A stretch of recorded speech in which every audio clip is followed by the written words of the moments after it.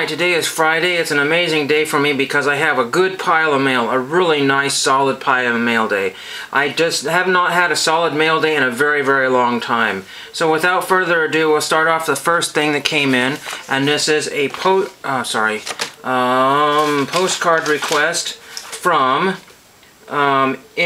Inyokern, California. So there's that one. The stamp is ripped a little bit there, but who cares? And this is canceled on the back as well, which is always kind of fun. There's just not enough room to squeeze all the stamps on there, and I tell the post office that 4 cents additional is just driving me crazy. I just can't do that. I had another postcard that came in. Let's see if I can find that here. Don't know exactly where that has gotten to, so we will not worry about that one right at the moment. I might show that in another video. I miss a lot of postcards. There's a lot of postcards that get missed here. This one came out of Phoenix, Arizona. Kind of ripped it trying to get the back piece on there. I'm saving this. I'll put this with the cards here. Colossians 3:17.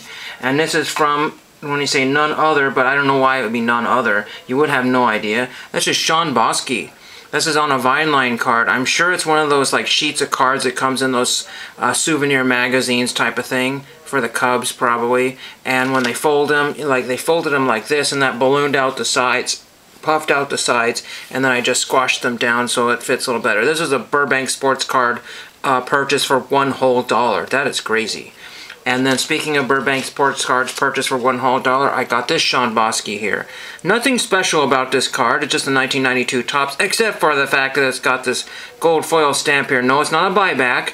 It is like from 10,000, limited to 10,000 inaugural set of the Cubs and, sorry, the Rockies and the other team there, the Marlins, I think. And I don't know if they did 10,000 each or what they did, but there was supposedly 10,000 of this card produced, and it was $1 for this card. I just thought that would be 2 cards that he's not seen ever, and that's really pretty neat to get those. The next thing came out of Canada from Hockey Card World, and here is Hockey Card World's little 2023 brochure, sports cards, decals, and memorabilia. Boxes, packs, sets, rookies, singles, autographs, supplies, decals, memorabilia, Funko Pops, and more, and it talks about all the different stuff that they have for sale there. I bought a bunch of non-sports cards from them. I got them for like 92 or 97. They were under $1 a piece. The cheapest on eBay was from Canada. Figure that one out. And the shipping was the cheapest out of anywhere. So I had to have those. I just had to have those. So, to make a long story short, I bought this Fonzie card here. This is chalk up another one for the Fonz. There was some sort of mistake in the listings, and a lot of them were OPC when they were supposed to be Topps, but the thing was is that they were already in my shopping cart, and I said, you know what, I need these, but I told them about that mistake in the listing. Whether he's fixed it or not, I do not know. But anyway, this is the OPC variant with the lighter borders. I really like the light borders so you can read exactly what's on the back of it. So there is that one there. And then, I don't know what that was, something fell. Startled me. I don't want to make this video over. This is like the 3rd time making this video. I have interruptions. It's not even funny. Then we picked out a bunch of red Happy Days OPCs because these are very hard to get. Beauty isn't everything, but it sure is nice to look at. Yeah, that's for sure. Fonzie had a really cool saying. He said, "Bull makes the world go round." B-U-L-L. And basically what he was saying is that, you know, people will follow all the, you know, the bad news and this and stuff around, and it just really doesn't do anything for anybody. But it just, you know, it's what keeps things going. I just don't know. It's just an interesting quote. You can interpret however you want there. And then Fonzie has a birthday party, Traffic Jam, Block City. That's really pretty cool. Some of these cards look like they were altered in the background. I'm not really sure. This one does.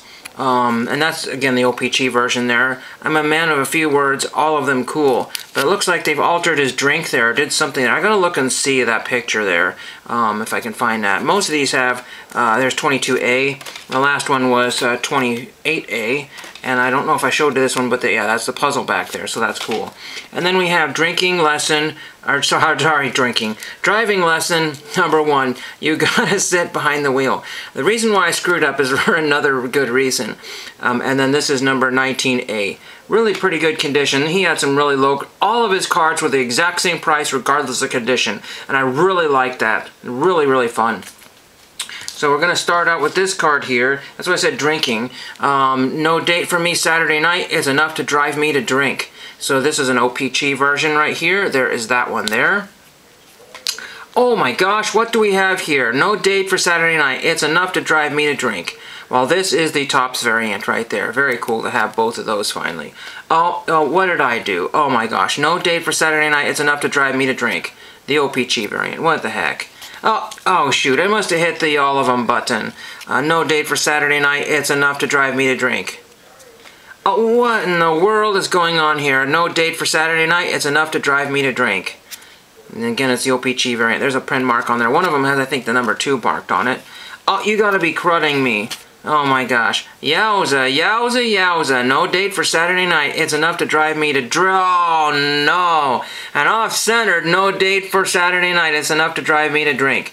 So when I was shopping on COMC, I thought this would be so fun to like grab all the exact examples of every one of a certain card, and then if people are looking for happy days, they would find all of them except for maybe one. And I just thought it would be kind of fun to try to see how many examples of an OPC and a Topps card that I can get.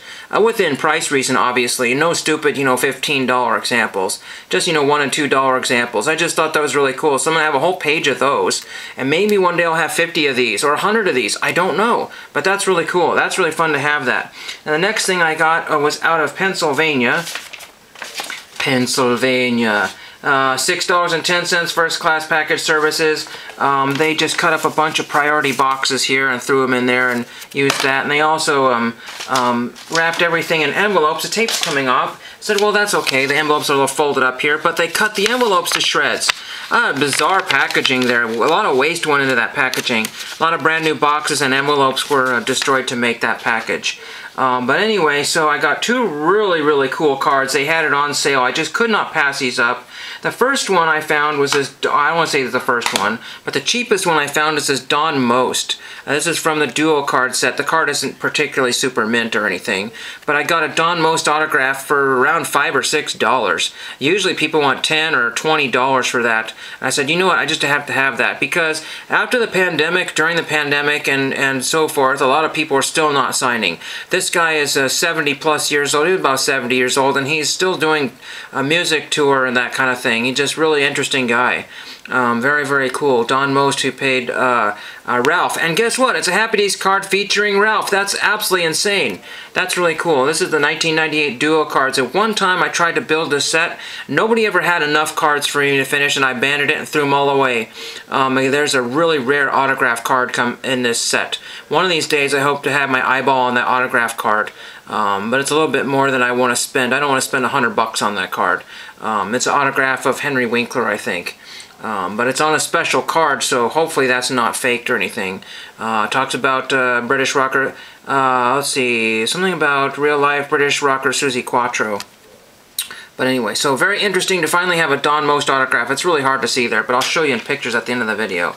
And the creme de la creme is this Topps American Pie right here. Hopefully you can see the American Pie logo right there. And it's autographed by Marion Ross. It looks like she had a little difficulty with the pen on her M for Marion. But she is 90-some years old. I don't know exactly when that was autographed there.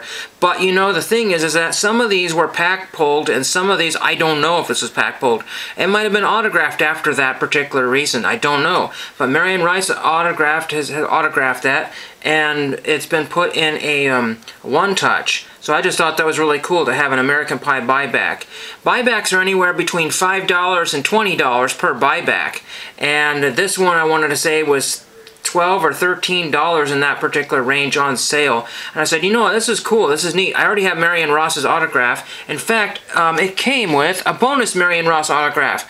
1940s Emmy Awards card from American Pie. And what's interesting about this one is that Marion Ross has autographed this card, but she was not acting in the 1940s. She had nothing to do with anything back then. So I'm not exactly sure why somebody had that autographed. She would be like the 50s, 60s, or 70s, She didn't certainly get an Emmy Award in the 1950s, but maybe she just got an Emmy Award at some point, and then the 1940s. And she dutifully autographed it because that was sent to her. And like I said, she's still alive in her 90s. She's the oldest. I can't remember if she would be the oldest out of everybody practically. I know Gary Marshall recently passed on, and Penny Marshall and all the other people, he's got Cindy Williams that was in there, but she was never featured on a card. I don't know if there were any Laverne and Shirley cards. That would have been cool if there were. Man, I would be buying that set more than the what other one I just got recently, Three's Company. I would be after that set more than Three's Company, because that was one of my favorite shows growing up. And I think that is everything there. I've talked for about 10 minutes, but I got a lot of really high quality mail day, a lot of stuff crossed off my list. 23 is turning out to be pretty good in the card group right now. I'm getting a lot of stuff done for my projects. I'm trying to cut back on the money spent, but I do want to, you know, get what I need at the beginning of the year. That way I can take the rest of the year easy. Stuff will still be rolling in there, but I just don't want to be spending the big bucks throughout the whole year. I just want to just get it over with. And I'm not going to spend a big bucks right now anymore, but just that's what I'm doing for today. And hope you enjoyed that. Really amazing cards. 2 Marion Ross autographed for dirt cheap. Don Most autograph for dirt cheap, and the cheapest Happy Days cards I could find all out of eBay were out of Canada. Go figure. The cheapest shipping out of all the Happy Days cards combined was out of Canada as well too. It was something ridiculous, like a whopping $3.50 for shipping. I have no idea. I don't even know what he paid for the shipping. Hopefully it was not too much more than that. No, it was just right on. Awesome. Awesome. Awesome. Thank you for watching.